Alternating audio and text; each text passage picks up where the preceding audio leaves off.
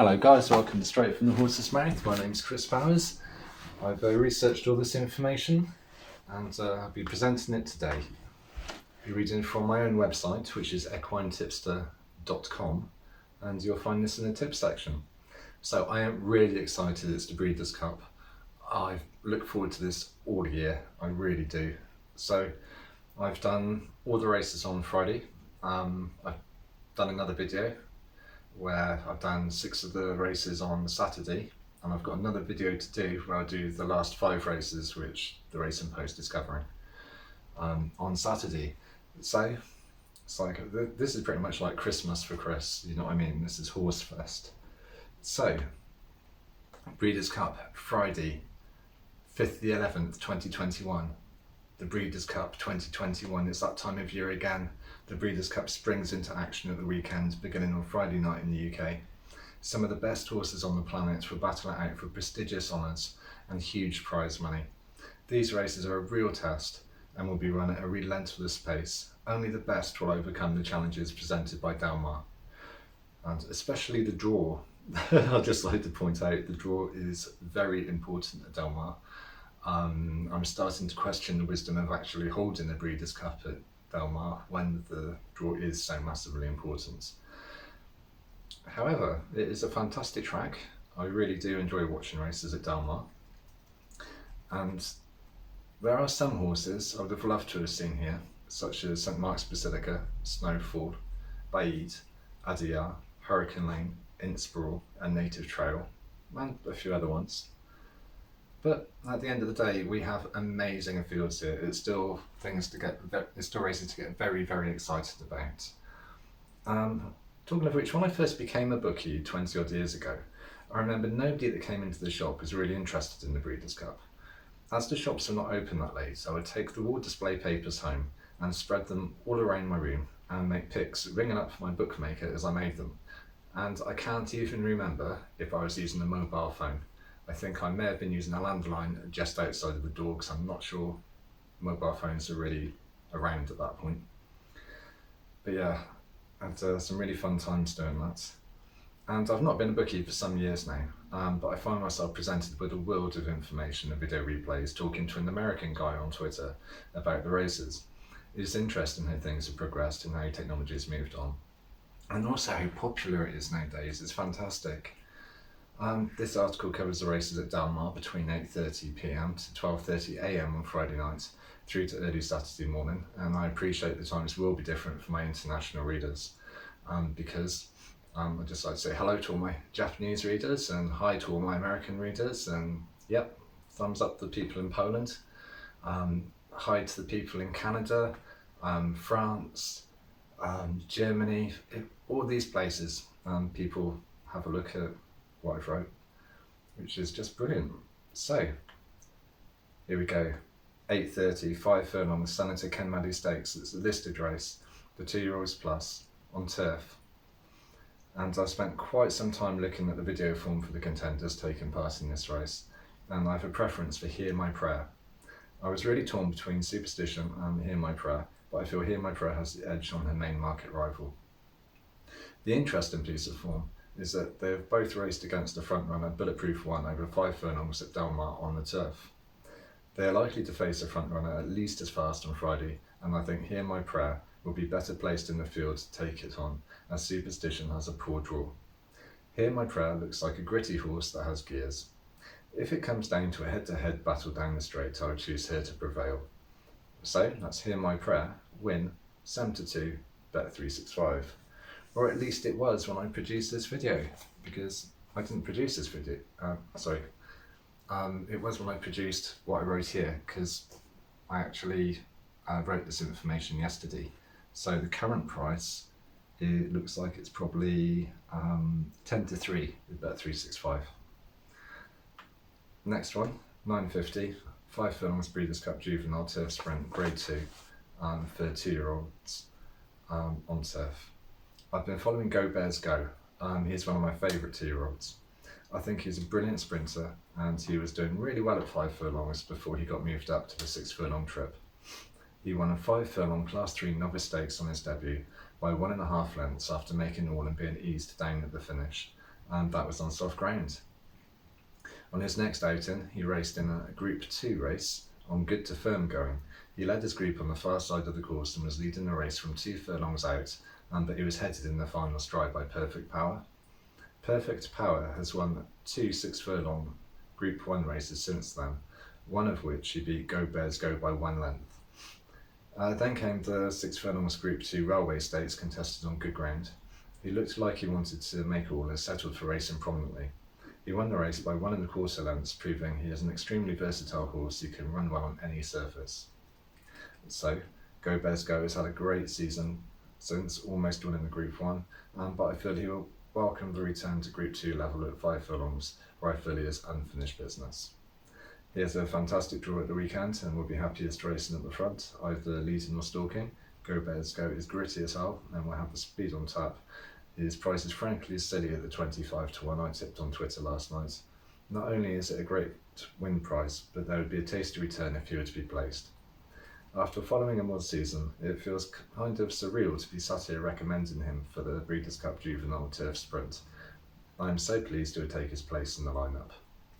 So, that was recommended on Twitter, actually on the 2nd of this month, and that was each way 25-1.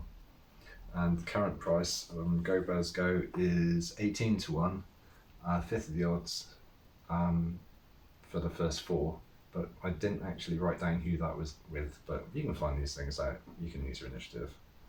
The next one is the 10:30 Marlin half a furlong, NetJets Breeders' Cup Juvenile Fillies, Grade 1, 2-year-old fillies, and it's on the main track and it's dirt.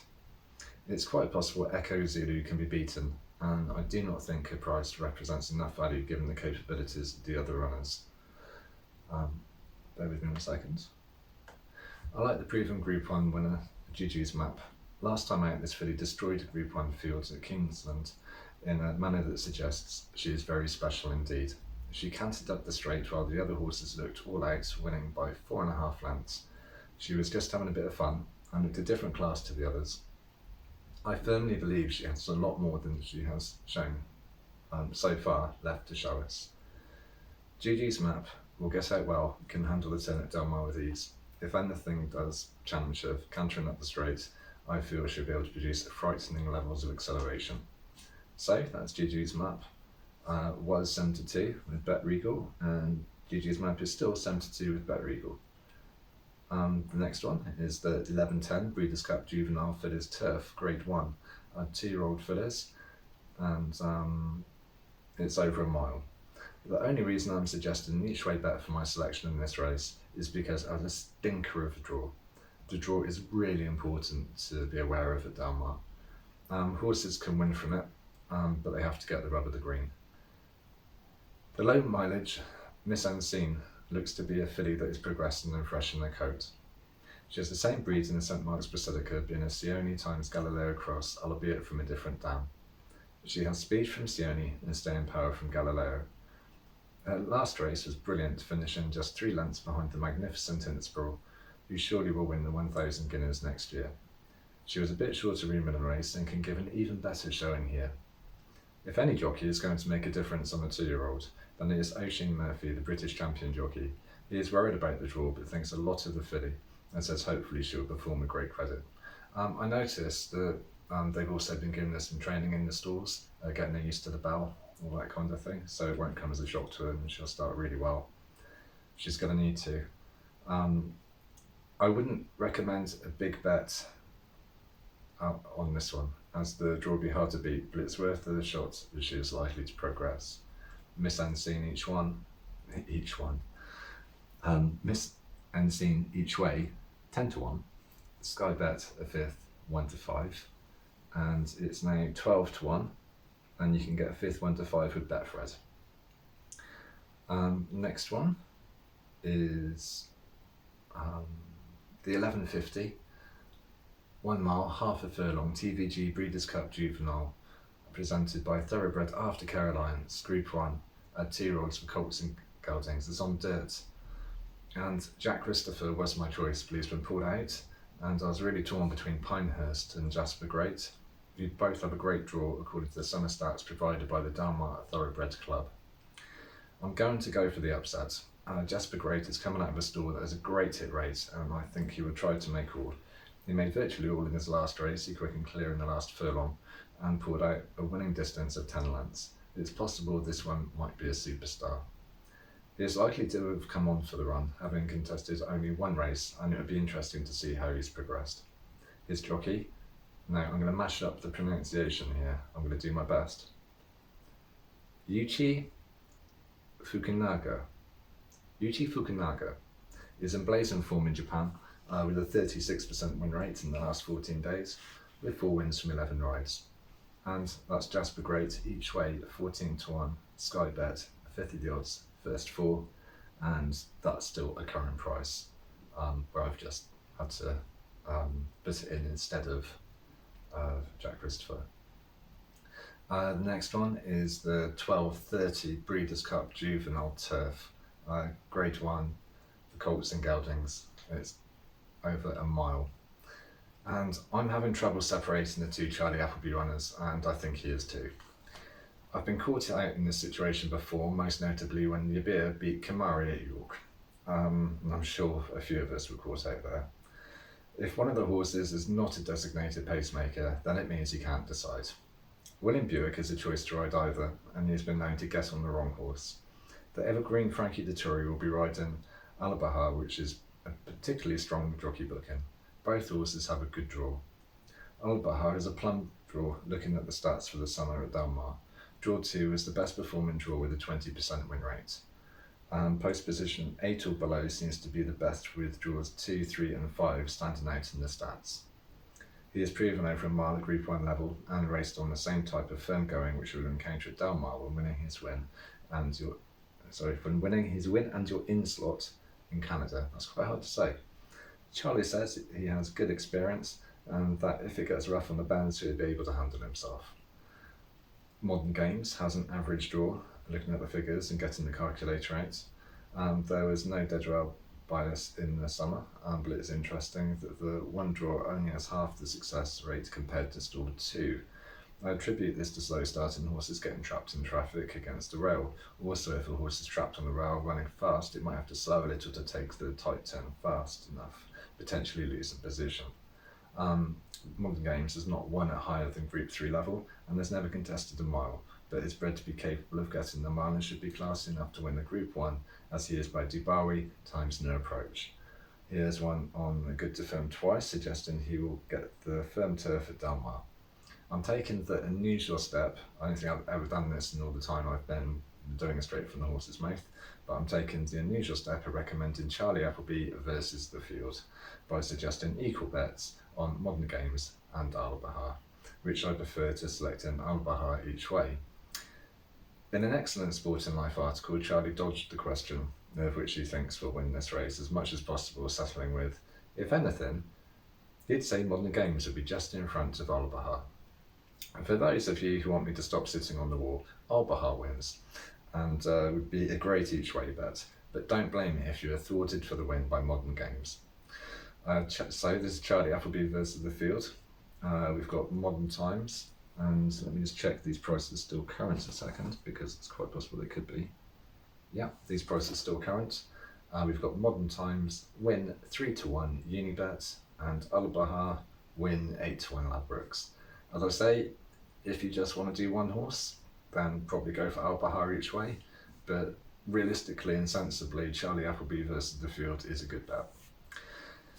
So, when I look through what's my nap and what's my next best?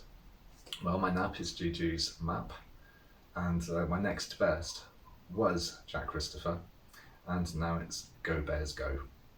So, there's actually a bonus tip here, and because I mentioned it, I thought I'd put this one up anti-post, and that's Inspiral 1000 Guineas 2021 win 3-1 with Sky Bet.